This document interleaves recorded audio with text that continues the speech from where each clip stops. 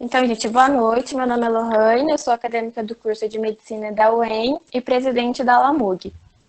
Em decorrência da pandemia, a gente decidiu fazer a nossa aula inaugural via online e aberta para todos, em função da gente poder difundir o conhecimento da nossa área de estudo, que é a geriatria e gerontologia, nesse tempo que está todo mundo, alguns sem aula, outros vivendo essas ansiedades. Então, a gente optou por isso, tá? Em nome da diretoria, eu quero agradecer a doutora Silvana por ter topado essa com a gente, disponibilizado um tempinho para compartilhar esse conhecimento e a presença de cada um também, tá? E caso haja alguma dúvida, vocês podem mandar no chat, que no final da aula a doutora vai estar respondendo. E ao decorrer da aula, eu vou enviar o link para vocês preencherem para poder gerar o certificado, tá bom? Agora, a doutora já pode iniciar. Alguma dúvida?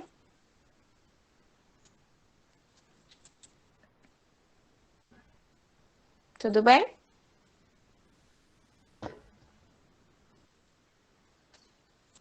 Ok. Então, acho que podemos, né?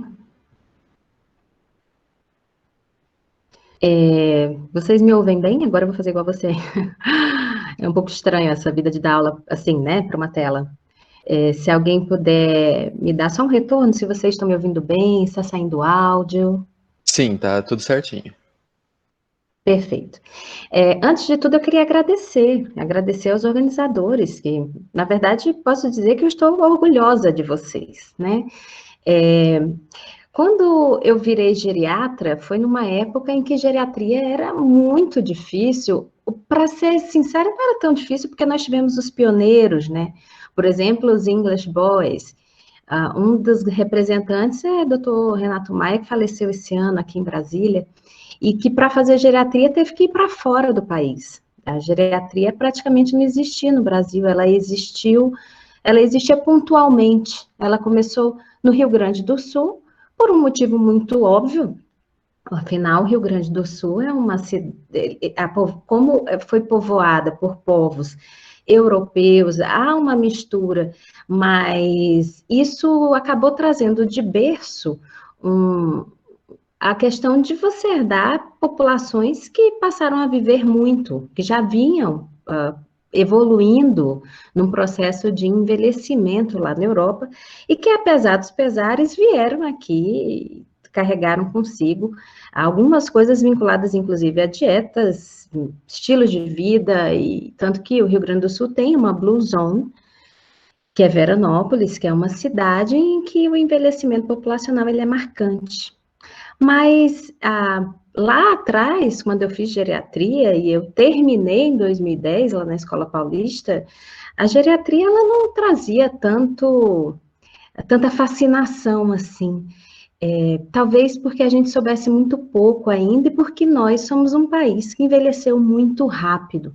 Então, toda vez que por exemplo, na minha faculdade, eu sou formada, eu acabei colocando no slide, eu sou formada pela Universidade Estadual do Piauí.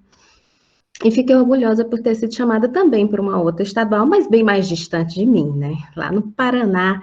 Eu achei incrível, tenho vários amigos paranaenses, inclusive uma das minhas melhores amigas é paranaense, mas é de Curitiba.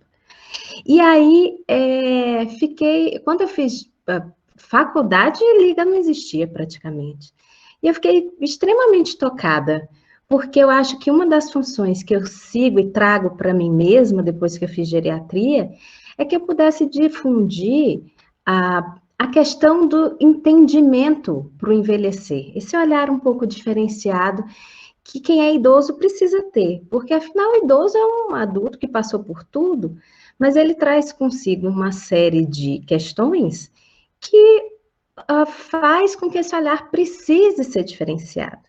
E aí, por isso eu comecei o Instagram, por isso eu comecei as lives, comecei de forma muito tímida. E aí vocês vieram contactando no Instagram, olha como o mundo mudou, estou me sentindo aqui muito como os meus próprios pacientes, assim, lançados nesse mundo de grande tecnologia. Em vez de olhar para a carinha de cada um de vocês que estão aqui conosco, estou olhando para uma câmera fingindo que é com vocês. Mas fiquei tocada e fiquei feliz por ver tanta gente jovem, motivada a estudar sobre o envelhecimento, e eu estou aqui na aula inaugural, aqui diretamente de Brasília, né? E pelo que eu entendi, com pessoas do Brasil inteiro. Realmente fico feliz, fico satisfeita, agradeço novamente a Liga. Então, essa sou eu poderia começar dizendo que eu sou médica geriatra, mas eu vou dizer um pouquinho mais de mim. Eu sou médica geriatra, formada lá em 2005, primeiro na Estadual do Piauí, e aí vim por esse longo caminho, que tem que ser o caminho do médico. O caminho do médico, ele é feito para ser longo, porque nós temos muita responsabilidade nas costas. E vocês estão vendo isso com toda essa questão da pandemia. E aí eu fui para Santa Casa, fiz residência de clínica médica. Quem acompanha meu Instagram, eu contei um pouquinho como isso acabou impactando na minha escolha, que até então ia ser nefrologista. Entrei na faculdade querendo, como tantos vocês, um pensamento fixo numa especialidade por uma questão de vida. E aí acabei virando geriatra, especialista pela Unifesp, titulada em 2011. Mas também sou mais, né? Sou mãe de 2 meninas lindas, de 5 anos, uma de 5 anos e uma de 1 ano e 8 meses. Sou esposa, sou filha, então são um conjunto de coisas, né? E vou apresentar um pouquinho para vocês sobre as manifestações atípicas das doenças no idoso. Só que antes de falar sobre isso, assim, vocês vão ver isso com uma certa frequência. Eu declaro aqui que não tenho nenhum conflito de interesse. Então, assim, eu não tenho nenhum conflito de interesse no sentido de que nunca trabalhei para a indústria farmacêutica, nada envolvido que pudesse estar mudando aqui a perspectiva de vocês. Então, todas as vezes que a gente fala de manifestação atípica no idoso, primeiro eu tenho que ir lá um pouquinho atrás, porque afinal que a gente está falando tanto de idoso agora, por que a gente se preocupa com o envelhecimento? Isso não começou por causa da pandemia, por causa da maior mortalidade em idosos. Isso começou porque a humanidade foi transcorrendo nesse caminho, no caminho de, através de uma melhor qualidade de vida, envelhecer. E aí, um fenômeno mundial. Então, até na África, que é um pouco mais complicado ainda, você tem um processo de envelhecimento andando. Então, você tem um processo dispar no mundo inteiro, em que eu tenho, por exemplo, países como o Japão, né, que é um país conhecido por ser centenário. Outro país que nós temos uma Blue Zone muito conhecida, que é Okinawa. Nós temos a Espanha, que está caminhando, hoje é o segundo país praticamente do mundo, com a maior parte da sua população idosa. E aí nós olhamos para o mundo subdesenvolvido ou em desenvolvimento e olhamos para nós mesmos, né? Então, hoje o Brasil, nesses mais de 200 milhões de habitantes, tem 13,5% de idosos em sua população. É muita gente. E foi muito rápido que a gente envelheceu, né? Assim, aliás, o Brasil é rápido em tudo. Nós somos superlativos em tudo. Porque a gente é muito diferente entre si. Nós somos um continente, então todas as vezes que a gente anda, a gente costuma andar de uma forma muito atropelada. E foi isso que aconteceu no Brasil. Então, o Japão, por exemplo, demorou séculos para envelhecer, para se tornar uma população mais envelhecida, para ganhar os seus centenários, construiu políticas e mudou a perspectiva da sociedade em torno daquele país envelhecido. O Brasil não, isso tudo aconteceu em 40 anos. Né? Em 40 anos, a gente passou de uma população muito jovem, em que uma mulher tinha em torno de 5 filhos, a média da família brasileira era essa. Quantos de vocês têm tios, mães e pais com famílias numerosas, né? Assim, com famílias de 11, 12 filhos. Isso antigamente era comum. E quantos de vocês hoje conhecem famílias assim que convivem na sua mesma idade? Provavelmente poucos de vocês, né? E aí a gente transcorreu esses 40 anos, e eu vou já dizer exatamente a razão, de forma muito atropelada, ainda com a cabeça em manter, e ainda por necessidade, um olhar sobre a saúde materno-infantil, a gente teve que entender que os velhos estavam envelhecendo ainda mais e que o Brasil começava a se tornar um país idoso. E aqui só um adendo para vocês saberem, o país é considerado idoso pela Organização Mundial de Saúde quando ele tem a partir de 14% da população idosa. E isso é importante porque ele precisa modificar a população, toda a política pública voltada para a sua própria população, porque afinal seus interesses passam a ser outros, né? E por conta disso ele vai ter outros impactos econômicos, porque ele não vai ter mais a força produtiva que ele pensava em ter antes, porque ele precisa a perceber da massa aposentada que existe, né? E aí ele tem que dar um jeito de segurar essa massa aposentada, que não mais será uma massa ativa de trabalho, e ele vai ter um impacto muito grande nos seus serviços de saúde e na acessibilidade, no dia a dia dessas pessoas. Tanto é que a OMS, ela olha para isso também não faz muito tempo, mas ela teve que ir lá em 1992, por exemplo, se preocupar e montar uma estrutura para que a gente começasse a olhar para o envelhecimento ativo e saudável, porque isso passou a ser importante. Porque quanto mais a população evolui da melhor forma possível, ou seja, da forma ativa e saudável, que é o que todos queremos, melhor para todo mundo, né? Melhor para o idoso, melhor para a família, melhor para a estrutura do Estado. E aí, isso, enfim, foi acontecendo de uma forma muito célere. Então, no Brasil, aconteceu como aconteceu em grande parte do mundo. Só que, como eu falei, foi de uma forma atropelada, acelerada e ladeira abaixo, né? No fundo, foi assim que aconteceu, ladeira abaixo. E a gente tem 3 fatores que foram muito marcantes. Primeiro, a gente conseguiu tornar crônicas doenças que antes matavam muito. Então, por exemplo, antigamente as pessoas morriam de diabetes. Isso quer dizer o quê? Elas morriam de estado hiperosmolar, elas morriam de cetoacidose diabética, e elas morriam rápido, elas morriam jovens. Por exemplo, o bisavô do meu marido morreu de diabetes, porque ele não tinha assistência. Primeiro, o diagnóstico demorava muito. Aquela história das formigas no xixi, que eu acho que, não sei se vocês ouviram, mas era uma história que se conta muito, quem estuda semiologia médica sempre tem histórias da medicina, né? Você sempre tem isso, que antigamente, como que você fazia o diagnóstico de diabetes? Aquela pessoa urinava em um determinado canto e ali juntava formigas. Então, vocês devem ter ouvido falar disso, se não ouviram agora. E era assim mesmo que você fazia o diagnóstico. Você não tinha exames disponíveis, muito menos você pensava na morbimortalidade desses pacientes para frente. Alguns pacientes sequer tinham a oportunidade de amputar membros, porque eles morriam muito antes disso.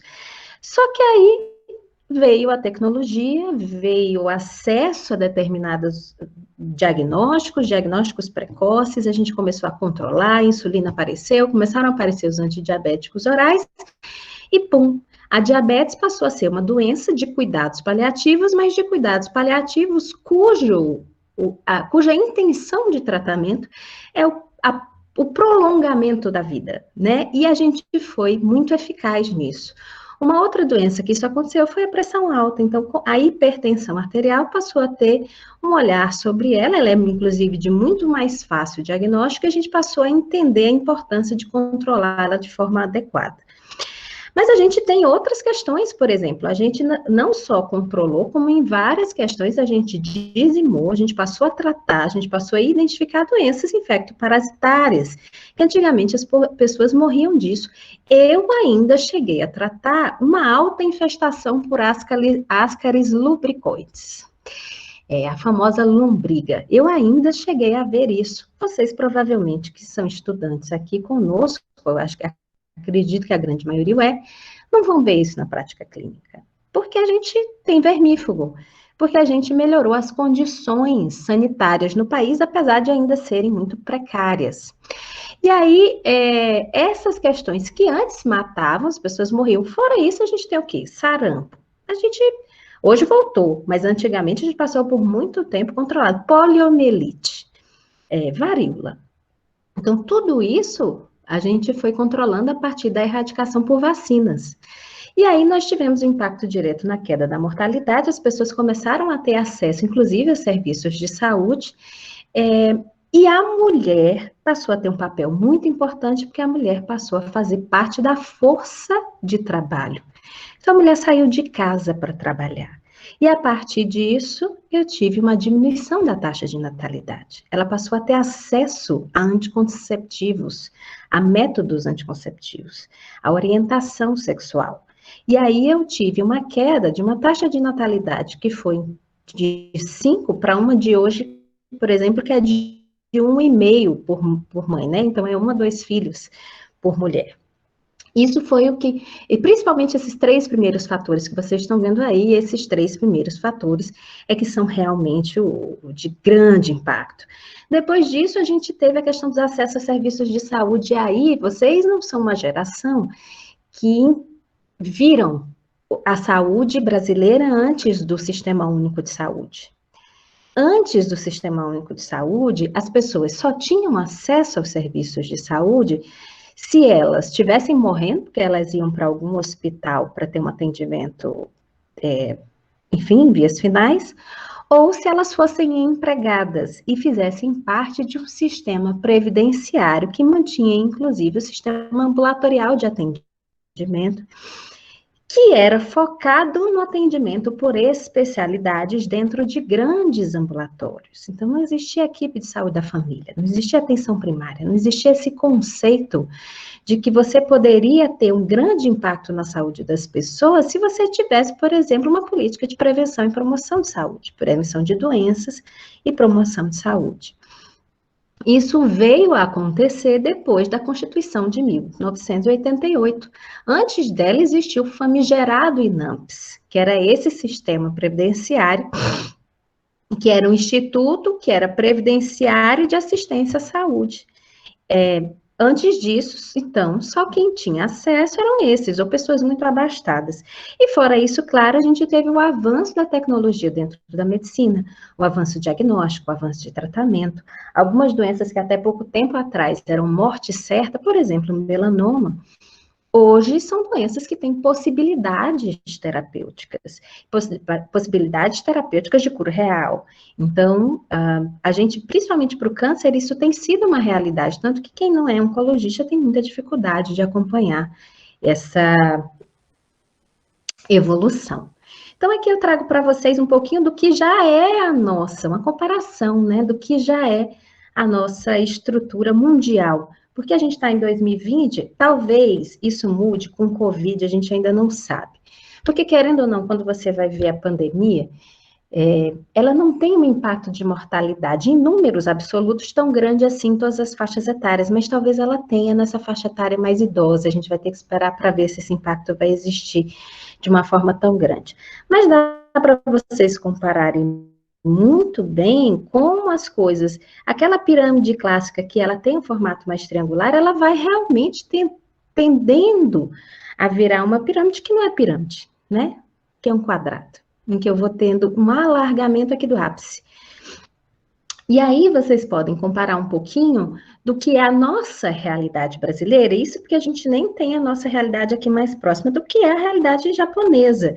E qual é a previsão para o Japão para frente, né? Então, vocês veem que a gente, cada vez mais, a gente está entrando num processo em que eu tenho uma diminuição da base, portanto, das crianças, do aumento aqui do ápice, portanto, dos idosos, dos longevos e dos centenários, né? Dos longevos, dos muito longevos, vocês vão ouvir falar muito sobre isso.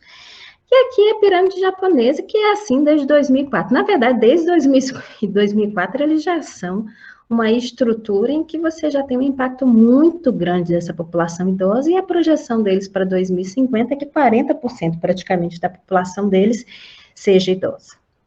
Então, a gente falou de tudo isso. Bebendo aguinha, gente. Mas, afinal, o que é envelhecer, né? Envelhecer é um processo que sempre causa medo, mas ele é um processo natural.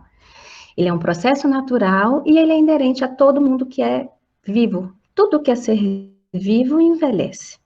Portanto, uma árvore envelhece, né? Portanto, um animal envelhece. Portanto, nós envelhecemos.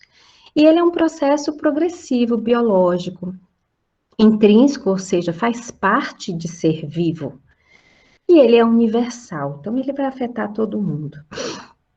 E por que que a gente envelhece? Se vocês forem pegar o tratado, e aí a gente tem o Tratado de Geriatria e Gerontologia Brasileiro, por exemplo, se vocês forem pegar qualquer livro que fale um pouco do envelhecer, ele vai mostrar várias teorias para vocês.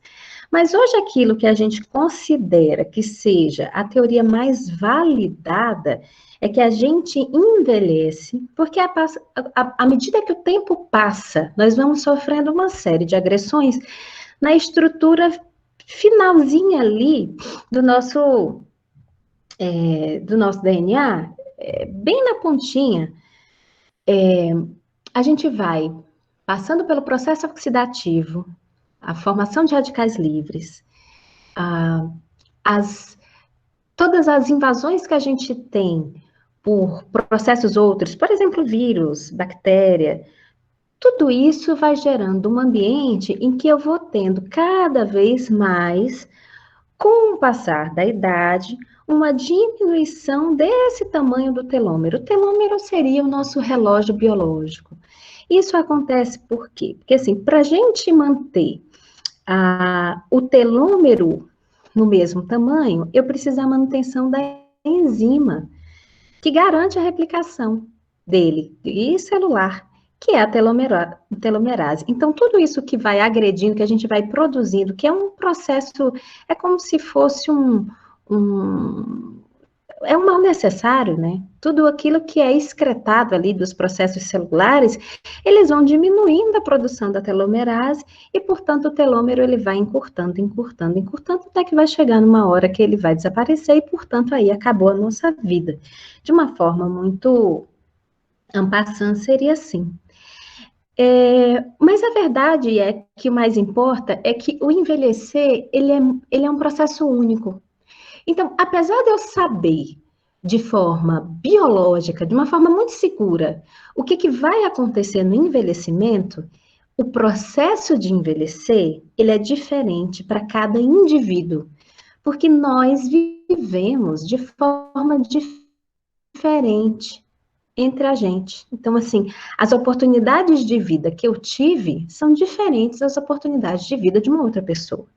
O caminho da minha vida que me levou até aqui são, portanto, diferentes do caminho de outra pessoa. O meu nível de atividade física, o meu nível de cuidado comigo mesmo, se eu fumo, se eu não fumo, se eu bebo, se eu não bebo, isso é o que eu vou levar nessa longa estrada da vida e, portanto, é isso que vai definir a forma como eu vou envelhecer. É só isso, doutora? Não, não é só isso. Assim, sorte existe nisso? Talvez. Sorte existe. Mas a verdade é que como eu vivi, é a forma que eu vou envelhecer. Essa é a grande verdade. Por isso que você tem gente que às vezes é da mesma idade, mas são totalmente diferentes entre si. Então, há diferentes maneiras de envelhecer, apesar dele ser um processo biológico progressivo e universal. Então, eu posso envelhecer com a Abílio Diniz, que é muito conhecido.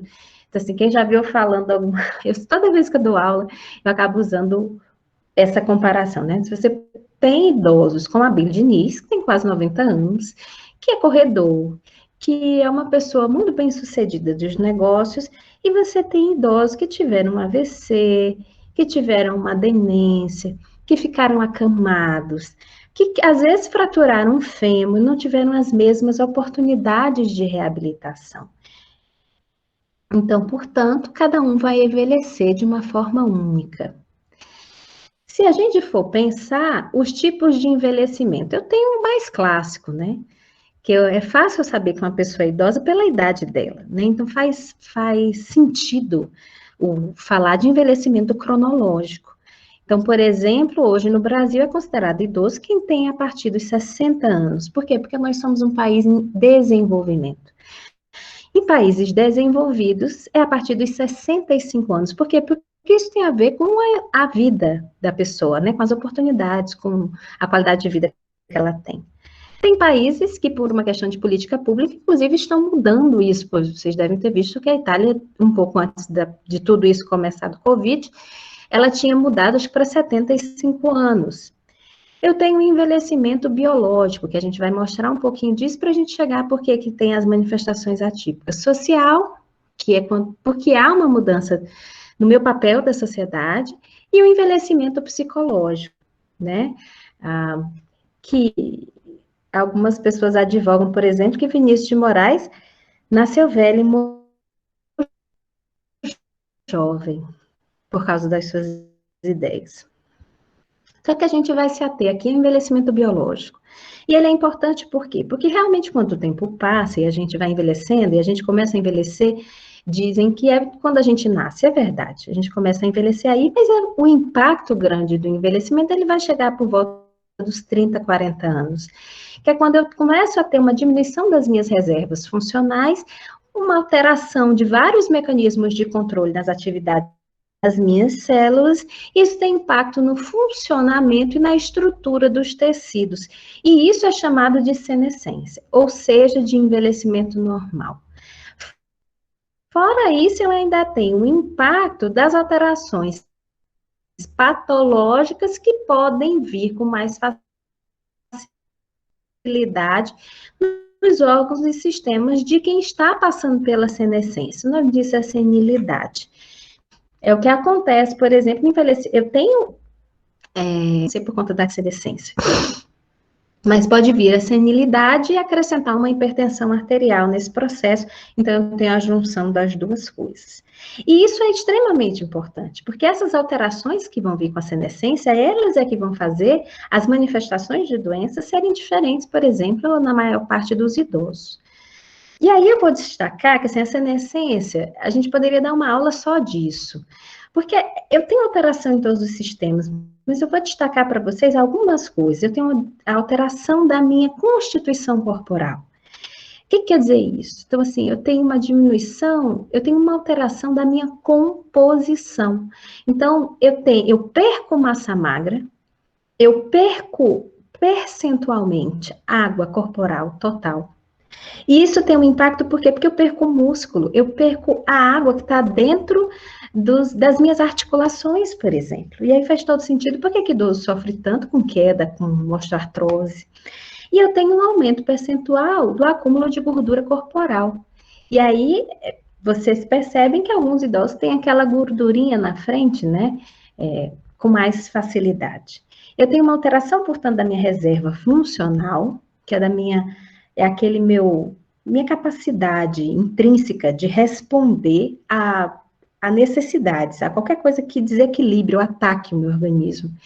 E eu tenho uma coisa muito importante, que vocês já devem ter ouvido falar várias vezes nesse processo de coronavírus, que é a imunossenescência, que é o envelhecimento do meu sistema imune. E o sistema imune aqui, ele é responsável por tudo, ele é o meu sistema de defesa depois da barreira, né? Então, a gente tem um sistema de defesa, que é uma barreira, que é a pele, por exemplo, as vibrisas do nariz, as células epiteliais que estão no trato respiratório, e eu tenho o meu sistema imune de defesa, com os meus linfócitos, meus macrófagos, toda uma estrutura, as NKs, tudo estruturado para que eu reconheça antígenos e ataque esses antígenos ou que faça reações corporais para que eu responda aqueles antígenos e, portanto, ele não me mate. Só que com o envelhecimento, essa minha resposta não é mais a mesma. Então, ou ela fica mais lentificada. E algumas células sequer são acionadas. Alguns processos que eram para ser acionados, que eu esperava que eles fossem acionados, eles não são acionados no tempo certo ou da forma adequada. Isso tem um impacto na forma como a doença se apresenta, né? Então, essa pequena introdução foi justamente para chegar no cerne da questão que vocês me chamaram aqui para falar. Então, a gente tem toda uma modificação dentro de como a gente era adulto e de como a gente vai ficar assim que a idade for passando. Essa aula se chama Manifestações Atípicas e das Doenças nos Idosos, mas também poderia se chamar Por que que os idosos quase não fazem febre? Porque, em geral, essa é a pergunta que me fazem, né? Por que que isso acontece? Bem, os principais fatores que estão envolvidos nas manifestações atípicas da doença são esses aí que a gente falou para trás. Então, a diminuição da minha reserva funcional, lembrando que ela é essa capacidade que eu tenho dentro do meu interior como ser biológico, para responder a adversidades, e aí adversidades no sentido antígenos. Porque eu tenho as alterações da senescência, e aí faz muito sentido eu ter alteração essa do sistema imune, perdão, e as alterações dos meus sentidos, todos eles. O tato, a visão, o paladar, a audição, isso vai ser importante.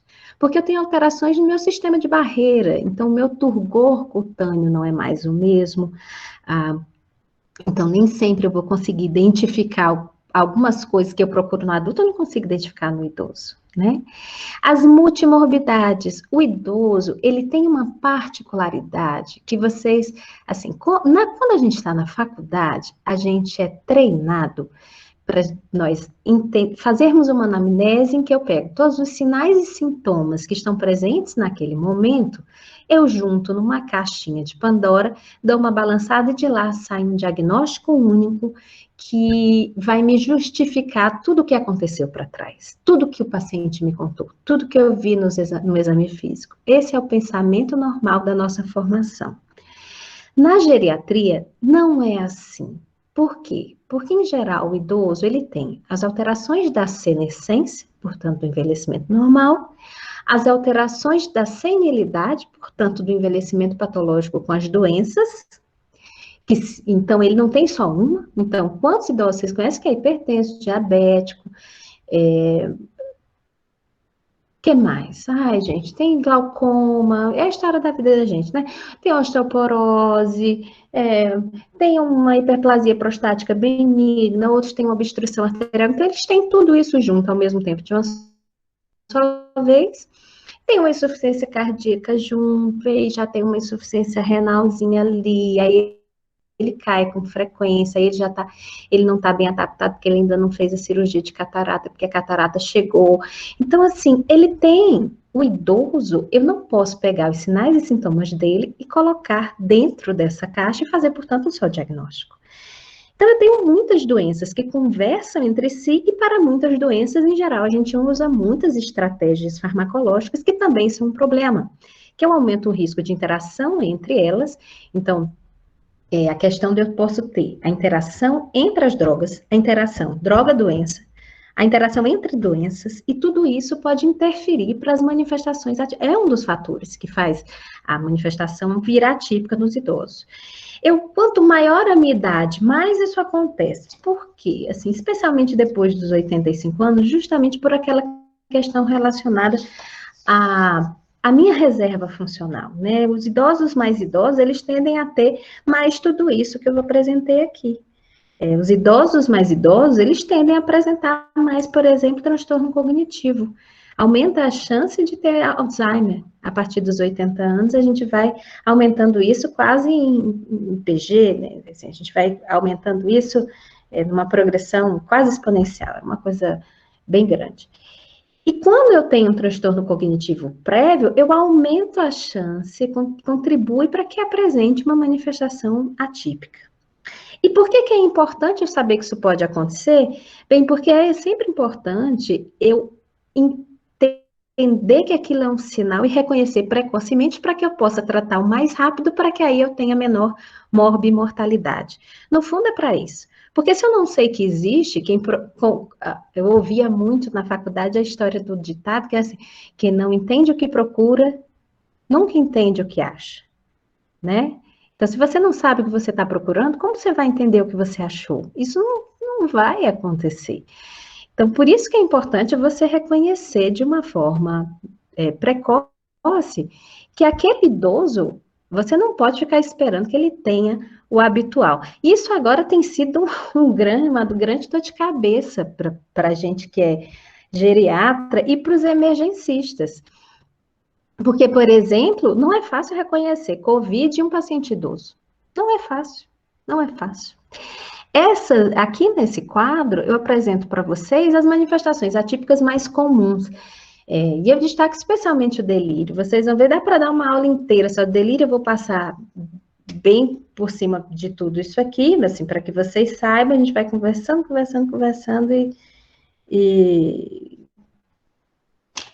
vamos chegar lá. Então, a gente pode ter, as manifestações atípicas significam o quê? Eu tenho que começar a reconhecer, quando isso aqui acontece, que algo está errado.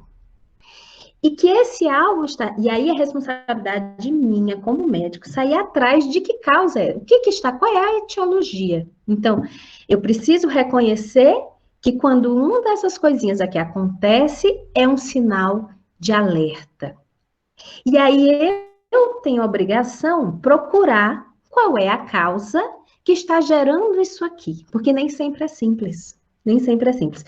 Quantas vezes eu fui chamada no pronto-socorro para fazer avaliação, responder parecer para a geriatria de um paciente com doença de Alzheimer agudo? Não foi uma nem duas vezes. E eu tive que me controlar muito, porque quando a gente aprende uma coisa nova e faz aquilo todo dia, o nosso ímpeto é achar que todo mundo também foi treinado para aquilo e, portanto, é obrigação de saber. Mas aí eu entendi depois que não. Grande parte de nós, médicos, não fomos treinados para lidar com as alterações normais do envelhecimento. O geriatra foi, mas os outros não. Então, essa confusão é uma confusão que acontece. Então, a partir daí, eu passei a me dedicar a tentar explicar para esses colegas que pediam que não existe doença de Alzheimer aguda. Que quando eu tenho uma alteração abrupta de estado de atenção, com flutuação de sintomas, com confusão mental, com troca de sono-vigília, às vezes com pensamento muito desorganizado, eu estou diante de um estado confusional agudo, portanto, de um delírio, e não um delírio, mas um delírio. E que esse delírio, ele nada mais é que ele está, ele é como se ele tivesse, como se fosse febre, às vezes eu explico assim, né? É como se fosse uma febre no idoso. Ele é um grande sinal de alerta que o corpo está desequilibrado e a gente tem que entender por quê. E aí é nossa obrigação procurar, porque absolutamente tudo pode dar delírio. Aliás, absolutamente tudo pode vir com uma dessas coisinhas aqui que tá vendo vocês estão vendo no quadrante. Como assim tudo, doutora? Tudo. Fecaloma, infecção urinária, pneumonia, infarto agudo do miocárdio, um AVC, TEP, que é tromboembolismo pulmonar, distúrbios hidroeletrolíticos, desidratação, absolutamente tudo pode vir como sendo uma dessas coisas. Covid. Olha que difícil, né? Só que às vezes essa manifestação ela não é tão clara quanto é o delírio. Eu vou marcar especificamente o delírio mais para frente. Às vezes ela vem com uma simples mudança no status funcional anterior. O que quer dizer isso? Quantas e quantas vezes eu peguei no consultório familiares muito preocupados trazendo os seus idosos, porque antes ele morava sozinho, de uma semana para cá ele não consegue mais. Ele passou a ficar deitado o tempo inteiro, ele mal anda e vai do quarto para a cozinha. Ele ligou pedindo ajuda porque ele não está conseguindo se levantar para ir para o supermercado. Ele está precisando. Antes ele comia com a própria mão, doutor, e agora ele mal consegue pegar a colher. Então a gente está tendo que alimentá-lo. Esse é um sinal clássico de uma mudança no status funcional. E que isso deve ligar o alerta. Se isso aconteceu de uma forma aguda ou subaguda, eu preciso investigar, porque alguma coisa pode estar acontecendo. E aí eu volto, que é alguma coisa? Qualquer coisa. Qualquer coisa. Pode ser um hipotireoidismo? Pode. Pode. Eu já peguei um hipertireoidismo. Só que aí foi mais na cara porque era uma paciente que até então estava bem e ela evoluiu com fadiga. Ela queixou de fadiga. Ela começou a ter... Ela era uma idosa independente, portanto, ela fazia suas atividades diárias sem precisar de ajuda. A atividade diária é se transferir dentro de casa, comer com a própria mão, vestir-se, conseguir ir ao banheiro e se limpar sozinho, controlar cocô, xixi. Isso é atividade diária. E ela fazia tudo isso muito bem, obrigada. Ela, inclusive, fazia atividades instrumentais de vida diária sozinha. Portanto, ela Ela conseguia ir ao mercado, ela pagava as próprias contas, ela controlava o dinheiro, quando precisava, ela ainda costurava uma coisinha. Então, assim, quando ela precisava de ajuda, não era muito, ela conseguia falar ao telefone, então ela conseguia. E, de repente, ela parou totalmente de fazer as atividades instrumentais que ela conseguia, e ela começou a precisar de ajuda para as atividades básicas, de uma forma muito intempestiva, porque ela queixava que estava muito fraca. E ao ser levada ao consultório, o que chamava atenção é que ela estava com um pulso totalmente arrítmico. E aí eu pedi para ela ir para, assim, ela estava arrítmica, pouco cansada. Quando a gente foi ver, ela tinha uma fibrilação atrial que era secundária a um hipertireoidismo. Então, essas coisas, elas acontecem. A ausência de dor. Então, sabe, eu tive um paciente que ele infartou, ele fez um infarto à direita, assim, miocárdio direita grande, e ele sentiu um ardor no estômago, só. E ele estava na fazenda, demorou 3 dias para procurar ajuda. Essa ausência de dor, muitas vezes, ela acontece porque eu tenho alteração da parte sensitiva, e porque a dor, ela é diferente de pessoa para pessoa, tem a ver com as terminações que a gente tem consigo, a gente tem a ver com o nosso psicológico, com o nosso emocional. Algumas pessoas, elas realmente suportam mais dor, mas o idoso, ele pode ter uma série de questões em que para a gente associa a dor e a desconforto, e para o idoso não tem. Por exemplo, infecção de trato urinário. A infecção de trato urinário, ela muitas e muitas vezes, mas assim, enormemente, ela vem como queda. Ela vem com uma incontinência urinária de início muito recente. Ela vem com anorexia, ou seja, diminuição de apetite. E é uma coisa sempre que chama atenção, porque elas costumam ser manifestações agudas ou subagudas.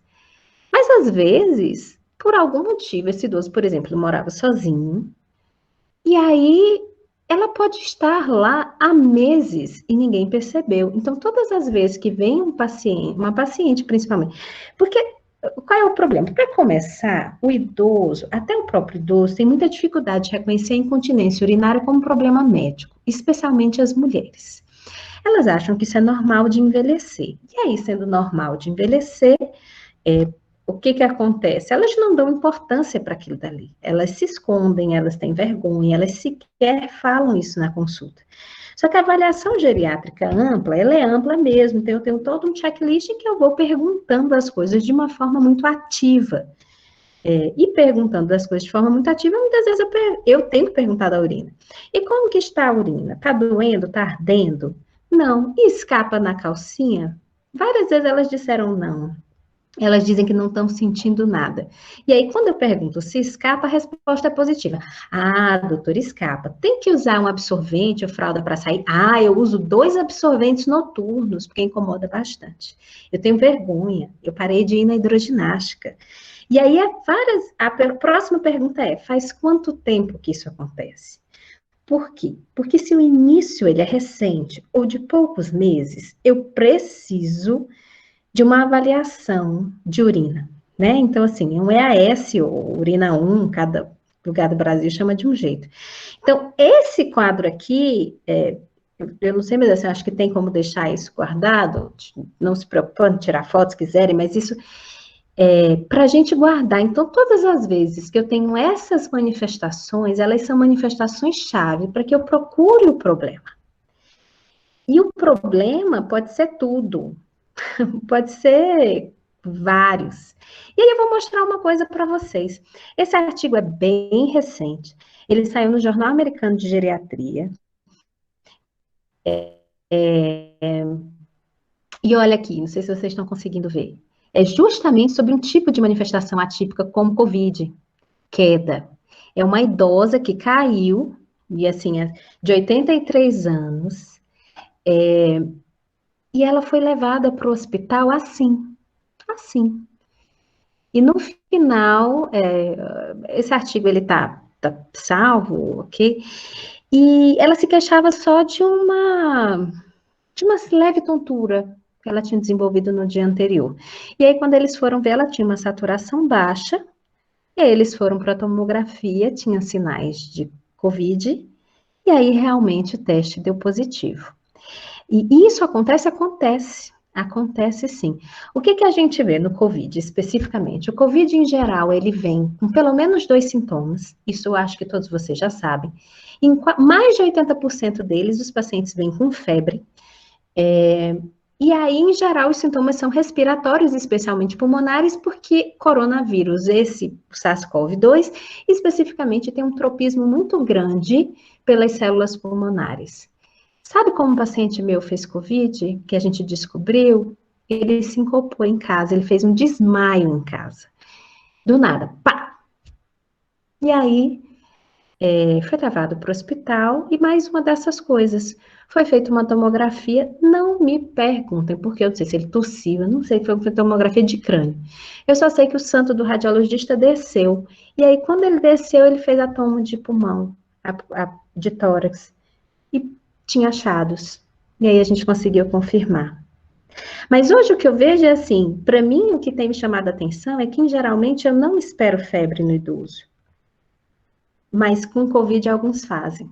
Então, quando eu tenho febre e algum sintoma respiratório qualquer um, para mim é até fácil. Meu problema são esses outros. Né? Eu tive uma queda também, eu tive uma paciente dessa, que eu fui chamada na casa, que tinha tido uma queda no dia anterior, caiu, bateu a cabeça, a família não quis levar para o hospital, muito nervosos com coronavírus. E aí, quando eu cheguei lá, ela estava com uma saturação de 80%, e, enfim, não dá para fazer tomografia, mas fez o raio-x, tinha alterações intersticiais, o PCR dela veio positivo. Então, assim, todo geriatra ou quem trabalha em emergência tem uma história de manifestação atípica para contar relacionada, por exemplo, agora eu estou contando para vocês de Covid, mas a gente tem N outros. Aqui especificamente falando da febre, a febre é uma coisa bem interessante, assim, eu comecei aquele slide lá falando, e por que os idosos, em geral, não fazem febre, né? Será que eles não fazem ou a gente não reconhece? Eu acho que é um pouco das duas coisas, mas especialmente a gente não reconhece, até porque a gente não tem como reconhecer, né? Porque eu teria que saber a temperatura habitual de cada idoso que está residente em cada casa. Às vezes eu consigo isso em idosos que já são acamados ou pelo menos muito dependentes e que têm um serviço com um cuidador ou com um técnico em casa, mas habitualmente não é fácil. O que a gente advoga é que o que acontece? Os idosos eles tendem a ter uma temperatura mais baixa, inclusive por conta da questão da menor massa magra. Então, eu tenho todo um sistema relacionado à minha composição e à minha forma de regular a minha própria temperatura, em que eles tendem a ter uma temperatura mais baixa. E aí, febre seria especialmente isso aqui, quando eu tenho mais do que 1 grau acima da temperatura habitual. Então, se eu tenho como medir, um idoso habitualmente está entre 35,5 e 35,7, e no outro dia que está fazendo 36,8, ele está com febre, né? Fora isso, alguns idosos, eles não fazem febre mesmo, de jeito nenhum, porque além da interação no músculo, eu preciso de um sistema imune muito ativo, então que ele reconheça aquele bicho. Então, ele reconhece o antígeno, ele produz citocina, e as citocinas vão lá ser reconhecidas para aumentar a temperatura corporal para tentar matar aquele bicho. Então, esse sistema, que é muito simples e que todos nós fazemos, para o idoso não funciona com essa agilidade. Então, às vezes, eu tenho problemas em toda essa cascata de reconhecimento do sistema imune. Então, naturalmente, isso acontece. Gente, eu não tenho controle, eu acho que eu já estou encerrando o meu tempo, é isso mesmo, organização? Alguém me fale? Eu falo muito, mas se vocês forem deixando, eu vou falando. O delírio, ele merece uma aula sozinho. Eu falei para vocês especificamente para frente, porque ele é uma das mais conhecidas manifestações atípicas. Não é exclusiva dos idosos. Então, quem trabalha em UTI, quem já foi, quem fez estágio, percebe que lá é muito comum. O grande problema é que, como ele nem sempre é reconhecido, várias vezes ele demora a ligar o alerta, inclusive a própria família, né? É aquele idoso que vai ficando molinho, principalmente quando ele é hipoativo, porque vocês vão ver aí que está marcado, são 3 tipos de delírio. Eu tenho delírio hiperativo, que aí é fácil, porque aquele idoso confuso que grita, né, vira no giraia. Aquele idoso que era bonzinho, que de repente sai batendo nas cuidadoras, é uma loucura. Então, isso é fácil de reconhecer, que alguma coisa está errada. O hipoativo nem sempre é, porque é aquele que fica molinho, que ele nem sempre quer comer, mas aí depois ele melhora um pouco, porque o delírio ainda tem uma coisa, ele prega uma peça na gente, ele flutua ao longo do dia. Então, comumente ele aparece, depois o paciente melhora, aí a família dá eu acho que a gente não vai precisar ir para o hospital, ou a gente não vai precisar ligar para o geriatra. E aí depois ele volta a ficar com problema. E eu tenho um misto, então eu tenho aquele que começa de um jeito, fica confuso, fica hiperativo e depois fica hipoativo. E como que eu diagnostico? Bem, existe uma série de classificações para o diagnóstico de delírio, mas esse é o mais clássico, é o que foi reconhecido e estudado, e o que praticamente todo mundo usa, que é baseado no CAM, que é o Confusion Assessment Method, em que eu tenho que ter um início agudo e o curso flutuante dos sintomas. Necessariamente, eu tenho uma atenção modificada, e aí eu posso ter um pensamento desorganizado, alteração do nível de consciência, alteração do sono vigília, alguns pacientes ficam inapetentes. Então, esse é o clássico para avaliação e reconhecimento do delírio. O que eu faço muitas vezes no consultório é treinar as famílias para reconhecerem o delírio de tão comum que ela é, né? Então, eu vou treinando as próprias famílias para que elas já saibam procurar, procurar entender o que está acontecendo, e aí, se elas por algum motivo não conseguirem falar comigo, elas sabem quais são os sinais de alerta para elas procurarem um pronto-socorro. E muitas famílias ensinam médicos, né? Tem várias famílias que já ensinaram médicos que aquilo era um problema, que o meu pai não é assim, eu preciso que investigue. E aí, a nossa obrigação médica é procurar qualquer causa. E aí vocês se lembrem, já que vocês estão no processo de formação, que isso significa fazer exame físico completo, inclusive com toque retal. Porque é uma coisa que eu vejo que os médicos não fazem. Quando que eu não vou fazer? Eu não vou fazer se eu não tiver uma estrutura adequada, se o paciente ficar exposto, se eu não tiver luva, enfim. Existe até uma frase muito, muito grosseira, que eu não vou repetir, que falam qual seria a outra possibilidade para não fazer o toque retal. Mas assim, de uma forma muito clara, além disso, eu ainda posso... Olha que coisa maravilhosa, ter um delírio é ser autorizado a fazer um exame físico completo, e principalmente a pedir todos os exames laboratoriais e complementares que estiverem na sua cabeça. Isso inclui um eletro. Isso inclui que no exame laboratorial você vai ter que colocar CPK, MB, troponina. Você pode colocar um dedímero, que agora está muito na moda, né? Porque a gente precisa do dedímero, por exemplo, para coronavírus, né? E aí vocês já estão sabendo disso melhor do que eu. Mas eu vejo que muitas famílias... E aí, claro, eu tenho um mundo ideal, eu não descubro nada, é líquor, amônia, e aí, enfim, a gente vai enveredar para o caminho do diagnóstico diferencial. Mas, em geral, qual é a minha causa mais comum? Infecção urinária, pneumonia. Nessa época da pandemia, pneumonia por coronavírus, infelizmente. Né? Mas, assim, essas são o que eu tinha para falar do delírio, até já passei para depressão. Eu coloquei depressão, porque depressão é um exemplo muito clássico de doença que no idoso, o normal é vir com uma apresentação atípica. Não é uma manifestação atípica, ela normalmente é atípica. Porque quando você pensa no paciente deprimido, você pensa no paciente com humor deprimido. Portanto, uma tristeza estampada no rosto, com ansiedade, aquele paciente que se tranca dentro do quarto, que tem ideação suicida e que diz para você que vai se matar. O idoso, ele não é assim. O idoso, mas assim, N vezes ele está lá fazendo as coisas dele, e aí, porque faz parte da avaliação geriátrica ampla, você pergunta: e o senhor tem sentido tristeza nas últimas 2 semanas? E ele te responde: minha filha, tristeza eu tenho demais. Tristeza eu tenho muito. E aí você continua. E E ânimo? Tem faltado ânimo, vontade de fazer coisas que antes você gostava de fazer? Ah, eu gostava de ir para o baile, eu não vou mais. E aí ele começa a te citar. E aí você continua enveredando pelas perguntas clássicas da OMS e do DSM, que você tem que perguntar sobre depressão. E aí você chega no famoso pensamento de morte e ideação suicida. O senhor tem pensado em morrer ultimamente? Sim, muito. O senhor já tentou se matar? Vários me dizem já. E quando eu pergunto, e como que o senhor planejou? É impressionante quantos me falam como planejaram, por que desistiram, por que não deu certo. Mas eles tinham ido por outro motivo, totalmente diferente. E aí você descobre a depressão. Os sinais, portanto, mais comuns no idoso são isso, a alteração de apetite, que nem sempre é perda. Às vezes é só alteração, é aquele idoso que não tem mais vontade de comer, então ele começa a comer muita besteira, muito doce, predileção por doce. É um idoso que sente dor em todo lugar, principalmente a mulher. E aí, várias vezes, ela vem com diagnóstico de fibromialgia. É impressionante.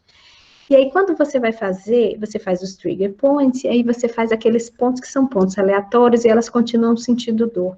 Ali é um sinal muito claro, sabe? Que esse paciente deve ter uma depressão não diagnosticada.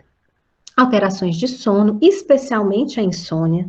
Em geral, no idoso, tem muito a ver com a insônia intermediária, a insônia. Porque eu tenho a insônia inicial, principalmente para o ansioso, eu tenho muita insônia terminal, para aquele paciente que realmente está deprimido, ele acorda e não dorme mais e fica a noite toda acordado, a diminuição do autocuidado e irritabilidade.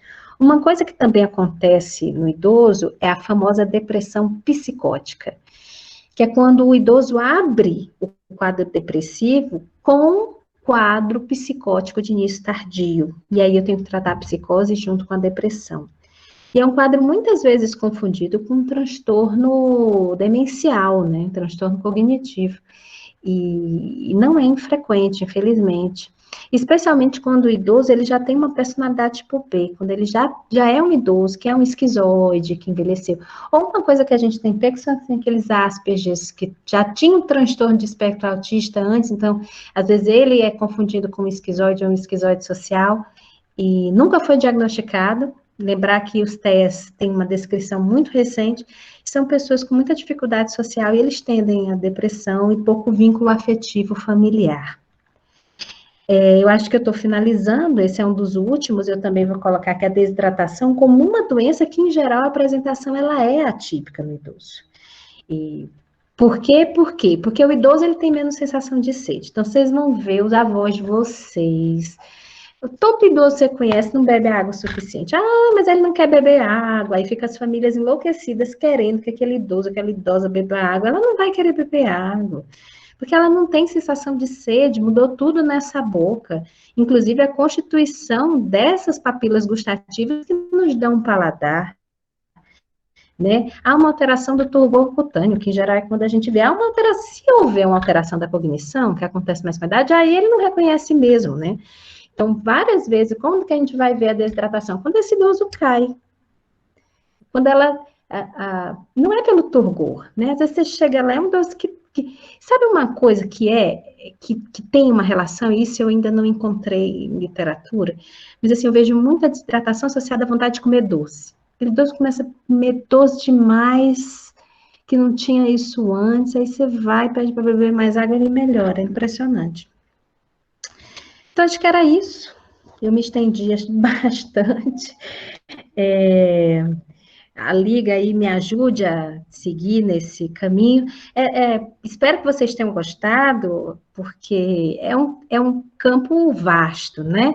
Cada uma dessas coisinhas daria praticamente uma aula inteira, e eu deixo aqui para vocês alguns dos meus contatos e deixo essa frase, que o homem só envelhece quando nele os lamentos substituem os sonhos. Não que eu acho que é um problema envelhecer. Envelhecer é a meta, acho que de todos nós, e é assim que tem que ser, para que a gente possa seguir, mas envelhecer de forma ativa e saudável. Para isso, a gente tem que sonhar. Era isso, gente. Obrigada, viu? Muito obrigado, doutora Silvana, por essa aula que foi maravilhosa. O pessoal no chat está elogiando desde o começo. A hora que a senhora perguntou se até estava passando o tempo, todo mundo, não, continua, continua, que está muito legal. Ah, Então a que gente bom, é que agradece eu não muito. consigo ver, gente. Eu só me vejo, eu vejo só o quadro aqui. Perdão. Inclusive, se a senhora quiser abrir agora para ir olhando, a gente pode fazer algumas dúvidas agora que foram enviadas? Claro, claro, pode ficar. Certo, a Jéssica Marinara perguntou se no idoso com dor muito forte no estômago, a gente deve suspeitar de IAM. Essa é uma manifestação atípica, na verdade, de que a gente deve suspeitar para todo mundo. Então, quando você for para um pronto-socorro, a Jéssica, né? Você vai ver que tem que fazer parte do diagnóstico diferencial, sim, um IAM de parede inferior. E aí, para o idoso também. Mas é que o idoso, às vezes, nem isso ele faz. Nem esse tipo de dor ele faz. Às vezes ele faz uma fadiga, às vezes ele faz só um cansaço. E aí dizia, aí, doutora, como é que eu vou saber? Então, nem sempre é fácil saber. Por isso que a gente tem que ir aprendendo essas manifestações atípicas para ir, né? Enfim, para ir nos enchendo dessa. Aí vale a propedêutica armada, né? Que é essa coisa de você ter o substrato para investigar. Certo. Muito obrigado. O Ian Carlos perguntou: o que explicaria uma incontinência urinária se manifestar com quedas? Tem algum mecanismo fisiopatológico específico? Em geral, ela tem a ver com algumas coisas, por exemplo, aquele enrijecimento do idoso, das artérias, e aí você fica com os vasos com menos conteúdo ali. Nem sempre isso é reconhecido. E aí você tem alguns outros mecanismos, assim, você tem alguns idosos que eles têm o que a gente chama de insuficiência adrenal relativa, então ele não tem a mesma resposta que nós teríamos, por exemplo, com a concentração de sódio. Alguns idosos, eles tendem a uma desautonomia ou uma hipotensão postural mesmo, então eles, em geral, o idoso que ele mais tem essa questão de quedas é um idoso que já tem uma hipotensão postural e ele não sabe, não foi diagnosticado. Então, ele já tem um delay para fazer uma resposta, porque quando a gente tem uma diminuição de volume dentro dos nossos vasos, o que é a resposta fisiológica para o sangue continuar bombeando para onde ele tem que bombear, né? Eu, eu enrijeço, eu como se eu apertasse os meus próprios vasos, e aí eu aumento a pressão e eu tento botar uma força no coração para bombear com mais rapidez. E essa resposta, toda essa cronicidade entre essa resposta é mais lenta no idoso, de uma forma natural. Se esse idoso for hipertenso e tomar remédio para pressão, aí é pior. Se ele usar vasodilatador, aí lascou. Aí é que ele vai tender a ter qualquer diminuição pequena de volume dentro do vaso, e aí entra a desidratação, isso acontece. Então, muitas vezes esse idoso que é infectado, fora que o idoso, ele é um desidratado crônico, é uma coisa que eu não, como eu disse, daria uma aula inteira só dessas coisas. O idoso, ele tem menos sensação de sede, por uma questão central e por uma questão de alteração de paladar. E aí, como o idoso ele tem menos sensação de sede, ele tende a beber menos água. Mesmo aqui em Brasília agora, a gente entrou na época de seca. A gente tem que ficar fazendo lembrete, colocando outros líquidos, porque ele tende a não beber tanta água. Então, ele já é um desidratado crônico. Então, uma das dicas que eu dou é assim, sempre vá ao banheiro. Foi ao banheiro, sempre tome um copo de água depois, sabe? Porque realmente isso é uma coisa que acontece. Então, a gente tem esses dois mecanismos de uma forma, assim, o mais simples possível e da forma que eu me lembrei. Perfeito, doutora. A gente tem tempo para mais algumas perguntas? Tem sim. Didático aluno perguntou: como aconselhar a família ou responsável a lidar com a amnésia global transitória no idoso? Nossa, tem estudado. Olha, isso é sempre muito difícil. A primeira coisa que eu acho que a gente tem que fazer é assim, a gente precisa educar essa família. Então, a gente precisa educar a família para as complicações que eles podem ter, para eles reconhecerem o que é importante, o que não é importante. Se aquilo vai passar, quanto que vai passar? Se não passar, com quanto tempo que a gente vai, enfim, investigar mais?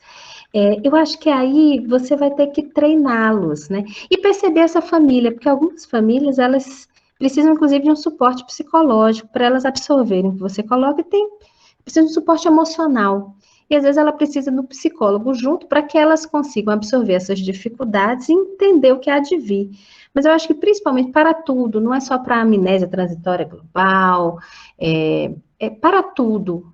Quando você dá informação para o seu paciente, ele tende a confiar em você, para a família, e ela vai ficar mais calma. A gente vê muito isso, por exemplo, cuidado paliativo. Eu acompanho muitos pacientes em fim de vida. E aí, qual é a forma das pessoas enfrentarem a morte de alguém que elas amam muito da melhor maneira possível? É a gente passando o máximo de informações da forma mais simples e empática possível, tirando as dúvidas e trabalhando junto com eles, né? Andando com eles nesse longo processo, percebendo quem não consegue absorver o que você diz, entendendo por que ele não consegue absorver e tentando seguir em frente com apoio psicológico, a ajuda realmente de um colega psicólogo. Obrigado, doutora. O Odmar Augusto, ele perguntou se o delírio pode ser um indício de Alzheimer. Pode, mas é incomum. É muito incomum. O Alzheimer, ele é uma doença indolente. Então, em geral, qual é o primeiro indício de Alzheimer? São as pequenas dificuldades diárias de lembranças. Lembranças que antes eram coisas muito comuns e que elas começam a afetar de pouco em pouco o meu vínculo com os outros e a minha atividade de vida. Então, ela é uma doença que, na verdade, ela não vem de forma aguda. Ela pode ter um estopim, alguma coisa acontecer. Muitas vezes o delírio, ele vem como um estopim e depois disso você tem um diagnóstico. Então a família até desconfiava, mas aí ninguém nunca foi levar, às vezes é viúva, e aí todo mundo foi postergando. Aí aconteceu um delírio, o paciente foi internado, teve uma infecção urinária, o doutor percebeu que ali tinha alguma coisa errada, e aí a partir disso ele é encaminhado para o diagnóstico. Certo. A Maria Eduarda Fati perguntou se, no caso de um idoso com delírio hiperativo, a melhor maneira de lidar com o quadro são os calmantes e sedativos? Não, na verdade, esse é o pior jeito. Só não é pior do que a contenção física. O pior jeito de se lidar com delírio hiperativo é a contenção física. É você tentar amarrar esse doente na maca. Infelizmente, vocês vão ver isso muito na vida de vocês. Muito, muito mesmo. Essa é a pior forma. E a segunda pior forma é você dar um benzodiazepínico para ele, porque depois ele tende a entrar num looping de agitação. Então, a gente usa só o benzodiazepínico, por exemplo, a delirium tremens, quando tem associação com uma síndrome de abstinência alcoólica. Em geral, o que eu vou usar para controle é um antipsicótico, um neuroléptico, que aí ele vai atuar especificamente naquele problema. E o mais conhecido de todos é o haloperidol, porque não é que ele é mais estudado, ele é mais antigo, né? Aquele que você usa no pronto-socorro, mas a gente tem, por exemplo, os neurolépticos atípicos, que são um pouquinho mais seguros, inclusive do ponto de vista cardiovascular. Então, a gente tende a controlar melhor com antipsicóticos. Certo. A Marcela Favarato, ela perguntou por que é tão comum a hiponatremia no idoso. Então, a gente tem algumas questões, Marcela, que batem muito com a questão da queda. Por exemplo, eu tenho a questão do idoso ser um desidratado crônico, então ele bebe menos água. E dois, eu tenho alguns idosos que eles, por coisas que eles passaram lá para trás, por medicamentos, às vezes eles tiveram um quadro séptico anterior, alguns idosos eles evoluem com insuficiência adrenal secundária e tem uma dificuldade de resposta, e claro, aí tem outras coisas, aí entram alguns diagnósticos diferenciais, por exemplo, alguns idosos eles têm isso secundários ao uso de medicação, que favorece a diminuição do sódio. Outros idosos, eles podem ter isso porque eles têm alguma outra causa para trás que pode acontecer dele ter uma síndrome inapropriada do ADH. Então, o que acontece é que o idoso, ele é uma população mais suscetível, mas não por um motivo único. Talvez um motivo que seja mais claro seja aquele que eu dei para explicação da queda, por exemplo. Né, que eu já falei para trás. Mas os motivos são vários. Certo, obrigado, doutora. A gente já está entrando nas perguntas finais. O pessoal Tá? está mandando bastante dúvidas muito interessantes. O Gianluca perguntou qual é a melhor forma de abordar um idoso resistente ao tratamento da depressão. Formando vínculo e trabalhando em equipe.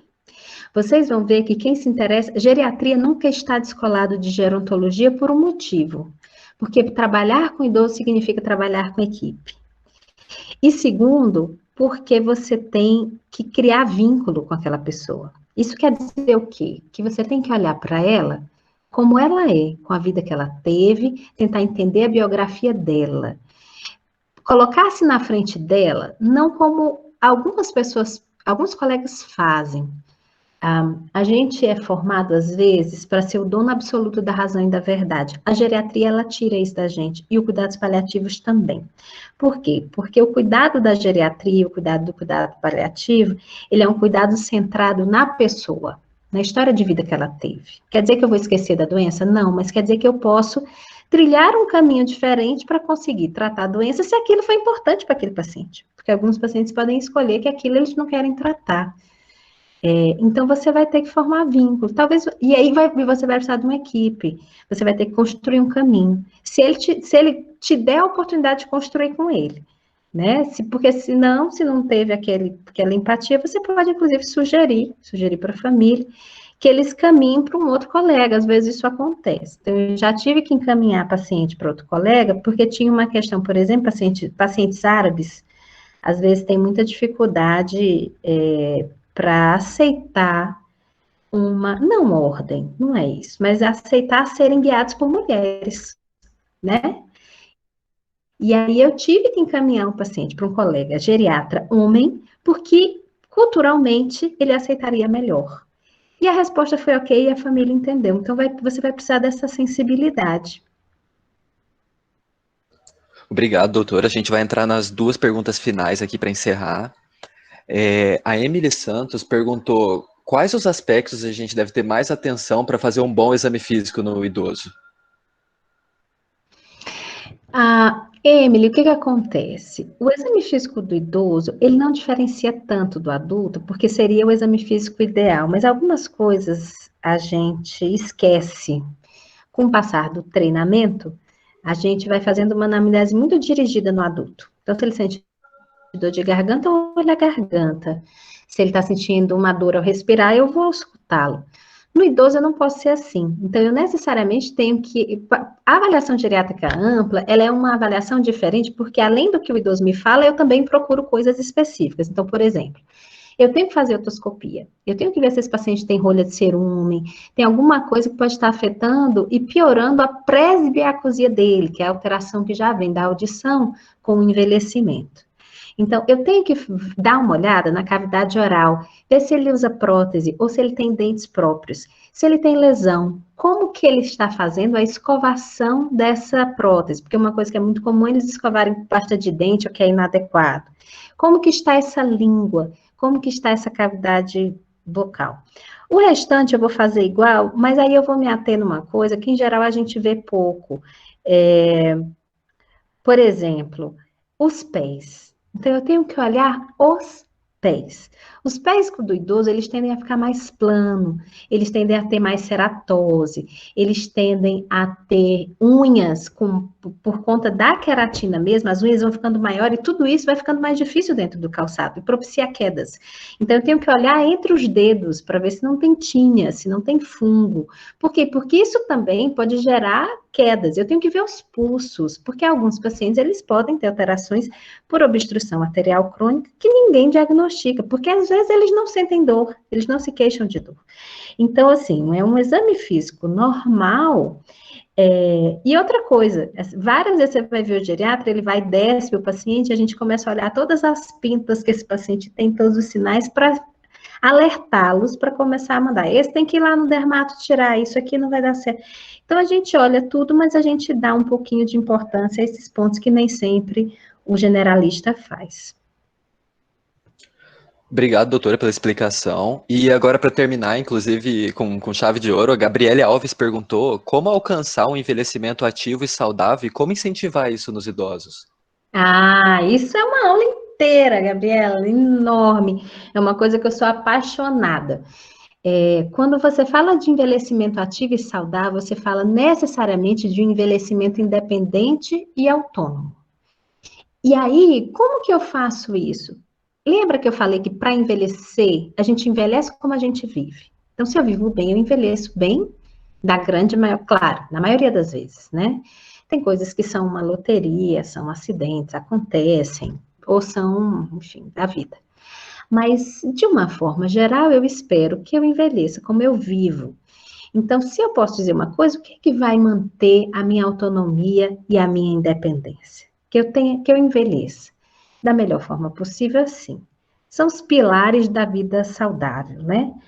Eu tenho que me alimentar bem, não dá para fugir disso. Então, assim, eu tenho que evitar ultraprocessados, eu tenho que comer de acordo com aquela piramidezinha alimentar que vocês sabem. Eu tenho que fazer exercício físico. E aqui o exercício ele tem um peso talvez muito maior. Por quê? Porque é manter a minha massa magra, que vai me dar força em perna, vai me dar força em braço, que vai fazer força em cima dos meus ossos e deixar eles mais fortes. Por quê? Porque mais para frente, quando a idade avançar, eu vou perder massa magra. Mas se eu tenho um músculo melhor, eu perco menos, né? E aí, se eu tenho esse músculo rígido e ele faz pressão no osso, o osso tende a ser mais forte. Então, especialmente para a mulher, que vai ter o impacto do estrogênio, da menopausa e tal, isso faz muita diferença. Eu não posso fumar. Eu posso beber com moderação. Voltando para a atividade física, o ideal, e aí agora a gente não vai conseguir, mas o ideal é que eu me estimulasse a fazer atividades de convívio social, atividades coletivas, inclusive atividades físicas coletivas. Então, hoje a gente tem um estudo da Mayo Clinic que é assim, eles compararam as atividades físicas. Então, quem faz atividade física com quem não faz nenhuma. Então, quem faz atividade física vive mais do que quem não faz nenhuma. E das atividades físicas, quem que vive mais? Quem vive mais quem faz atividades coletivas, especialmente o tênis. Então, quando eu pego o tênis, a pessoa que pratica tênis, em geral, vive 9 anos mais do que as outras. Por quê? Provavelmente tem a ver com a rede social de apoio. E aí, isso tem a ver com o quê? Com o melhor funcionamento do meu afeto e da minha espiritualidade. Já me chamaram para um monte de live disso, eu já fiz uma live disso, assim, a espiritualidade, ela é um cerne para o envelhecimento autônomo, porque ela mantém aquilo que eu tenho de mais precioso, que é a minha capacidade de resiliência, de me posicionar no mundo, de entender que as adversidades, elas vão vir, e de eu conseguir ter paz física e mental para seguir em frente. Então, esses são, acho que, os pontos principais para o envelhecimento saudável. Eu vou só falar uma coisa para o Jean, porque tem o Jean mandou do dinheiro. Jean, o tênis, esse foi o do Mayo Clinic, porque é uma realidade de fora do Brasil, né? Mas aquela caminhada que os idosos fazem sozinhos, assim, às vezes, eu sou do Piauí, gente. Então, assim, no Piauí, várias vezes, às 5 horas da tarde, naquelas cidadezinhas bem pequenininhas, de 5, 3 mil habitantes, as senhoras se reúnem e fazem caminhadas para fazer atividade física, mas aí elas vão contando, a gente fala que vai contando rosário, né? Então, assim, vai contando as histórias de vida e vão convivendo entre si e tal. Então, ali é um tipo de atividade coletiva, apesar de poder ser feita de uma forma isolada. Então, eu posso caminhar sozinha, mas a partir do momento que eu faço em grupo, teoricamente, isso é mais efetivo para o envelhecimento saudável. Por que eu falei isso? Porque não tem a ver com dinheiro, né? Tem a ver com o estilo de vida que a gente escolhe ter para si. Tem gente que não tem oportunidade mesmo, tem gente que tem condições socioeconômicas e sanitárias muito mais difíceis. E aí, se elas viverem mais, tem a ver com, enfim, as questões da vida, a sorte e a genética. Mas, em geral, esses são os pilares da vida saudável. Eu vi que tem muita gente do Nordeste, eu falei que sou do Piauí, o pessoal começou a dizer, eu sou de tal lugar, eu sou da Bahia, também sou do Piauí, gostei. Bom, então é isso. Doutora, uma última pergunta agora por parte geral. Na verdade, nós criamos um grupo no WhatsApp com todo mundo que tinha interesse. O pessoal está perguntando se tem como disponibilizar os slides da aula. Acho que tem. Sei, gente. Como eu já te disse, Matheus, eu me sinto muito aqui sendo guiada por vocês, como os meus idosos se sentem com relação à tecnologia. Vocês que me guiam, né? Mas como que eu mandaria? Não, então, Mando para perfeito. vocês? A senhora envia no meu e-mail e eu repasso para eles. Eu acho que dá, não tem problema. Não, Eu perfeito, vejo, então. para mim não é um problema. Isso é de domínio público. Caso vocês queiram estudar especificamente, claro, tem coisa aqui que eu fui juntando das minhas coisas, né? Mas tem o Current, vocês todos devem ter tem o Current de geriatria.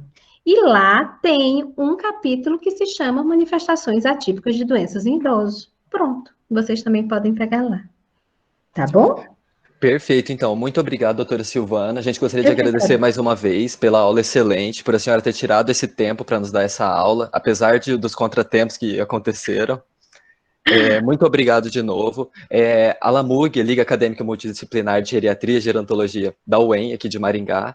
Gostaria de agradecer a todos que assistiram até agora. Gostaríamos de agradecer as 241 pessoas que ficaram ao vivo no nosso momento de pico. E queremos agradecer também quem tiver assistido essa live gravada no Instagram TV. E Nossa, incrível! a gente vai encerrar por aqui. Boa noite para todos e muito obrigado.